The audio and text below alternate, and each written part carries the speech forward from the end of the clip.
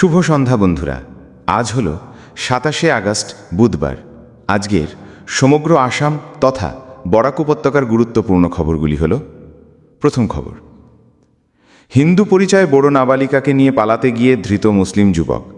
ভুয়ো আধার কার্ড বানিয়ে বোড়ো জনগোষ্ঠীর নাবালিকাকে ভিন রাজ্যে নিয়ে যাওয়ার সময় ধরা পড়ল এক মুসলিম যুবক। হিন্দু সুরক্ষা সেনা কর্মকর্তাদের তৎপরতায় নাবালিকাকে উদ্ধার করা হয়। সোমবার রাত প্রায় 2:30টায় হিন্দু সুরক্ষা সেনা কর্মকর্তারা গোপন তথ্যের ভিত্তিতে বিশেষ অভিযান চালিয়ে বরপেটা রোড রেল স্টেশন থেকে বোড়ো জনগোষ্ঠীর এক নাবালিকাকে আশরাফুল হক নামের এক যুবকসহ আটক করে রেল পুলিশের হাতে তুলে দেন। আশরাফুল নিজেকে বেদানাথ বলে পরিচয় দিয়ে ভুয়ো প্রেমের জালে ফাঁসিয়ে এই বোড়ো জনজাতির নাবালিকাকে ভিন রাজ্যে পালানোর মতলব আঁটছিল। যুবকটি প্রথমে হিন্দু সুরক্ষা সেনা এবং বরপেটা রোড রেল পুলিশের সামনে ভুল পরিচয় দিলেও আসল পরিচয় উদ্ধার হয় এবং ভুয়ো আধার কার্ড বানিয়ে এভাবে একজন বোড়ো জনজাতির নাবালিকাকে এইভাবে ভিন রাজ্যে পালানোর সময় হিন্দু সুরক্ষা সেনা অসমের কর্মকর্তাদের তৎপরতায় উদ্ধার হয়। এ সম্পর্কে সুরক্ষা সেনার কর্মকর্তারা বলেন, অতি শীঘ্রই যদি লাভ জেহাদের বিরুদ্ধে কোনো ধরনের কঠোর আইন প্রণয়ন করা না হয় তবে ভবিষ্যতে পরিস্থিতি আরও খারাপ হবে। তারা আরও বলেন, আসলে হিন্দুদের বিরুদ্ধে কিছু সংখ্যক মুসলিম লাভ জেহাদকে অস্ত্র হিসেবে ব্যবহার করছে। বিশেষ করে গরিব শ্রেণীর নিরীহ যুবতীরা এই দুষ্কৃতীদের কবলে পড়ে। এক্ষেত্রে প্রত্যেক সনাতনী হিন্দুর সচেতন হওয়ার আহ্বান জানানোর সঙ্গে ধৃত আশরাফুলের কঠোর শাস্তির দাবি জানান। আজকের দ্বিতীয় খবর, রেংমা সংরক্ষিত বনাঞ্চলে শুরু দ্বিতীয় পর্যায়ের উচ্ছেদ। উড়িয়াম ঘাটের রেংমা সংরক্ষিত বনাঞ্চলে মঙ্গলবার প্রশাসনের দ্বিতীয় পর্যায়ের উচ্ছেদ অভিযান শুরু হয়েছে।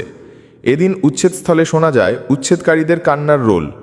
1 নম্বর মধুপুর, হাতিডুবি এবং রাঙানগরে মঙ্গলবার চলছে উচ্ছেদ অভিযান। প্রথম পর্যায়ের উচ্ছেদ অভিযানে থিলিজিয়া মুসলমানরা বসবাস করার কারণে 3টি স্থান বাদ পড়েছিল।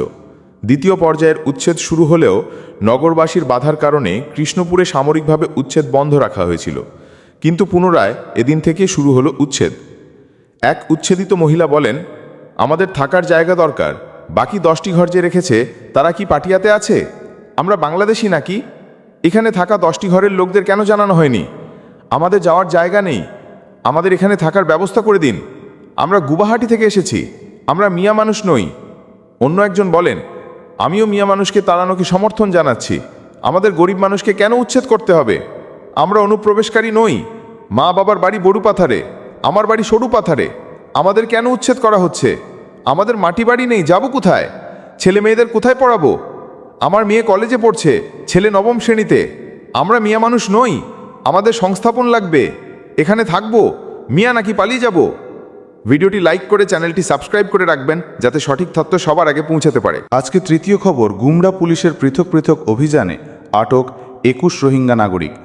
মঙ্গলবার ভোরে অসম মেঘালয় সীমান্ত কালাইছড়া টুলগেট স্থিত পুলিশ নাকা চেক গেটে আটক করা হয়েছে 9 রোহিঙ্গা নাগরিক। মঙ্গলবার ভোর 7টা নাগাদ মেঘালয় অভিমুখী একটি বাহনে তল্লাশি চালিয়ে মহিলা শিশুসহ 9 রোহিঙ্গা নাগরিককে আটক করে পুলিশ। এরা মেঘালয় রাজ্যের ইন্দোবাংলা সীমান্ত দিয়ে বাংলাদেশ যাওয়ার চেষ্টা করেছিল, তবে মেঘালয় পৌঁছার আগে কালাইছড়া পুলিশ নাকা চেক গেট থেকে তাদের আটক করে। পুলিশ তাদের টানা জিজ্ঞাসাবাদ চালালে তারা রোহিঙ্গা নাগরিক বলে স্বীকার করেন। তারা জানান, 2014 সালে মায়ানমারে দাঙ্গার সময় প্রাণের ভয়ে তারা ভারতে এসে আশ্রয় নিয়েছিলেন।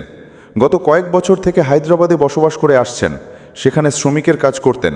কিন্তু দীর্ঘ কয়েক বছর থাকার পর ইদানিং কয়েক মাস থেকে সেখানকার প্রশাসন অবৈধ অনুপ্রবেশকারীদের বিরুদ্ধে কঠোর হওয়ায় তারা আবার সেখান থেকে পালিয়ে বাংলাদেশে যাওয়ার চেষ্টা করেন।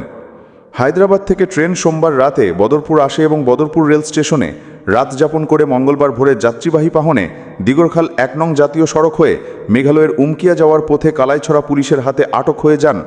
এদিন তাদের সঙ্গে ভারতের বিভিন্ন সামগ্রী ছিল। পুলিশ তাদের আটক করে সঙ্গে সঙ্গে শিলচর প্রেরণ করে। এদিকে এদিন রাত 7টা নাগাদ আবার গুমরা বাজার থেকে আরও মহিলা শিশুসহ 12 জন রোহিঙ্গা নাগরিককে আটক করেছে গুমরা পুলিশ।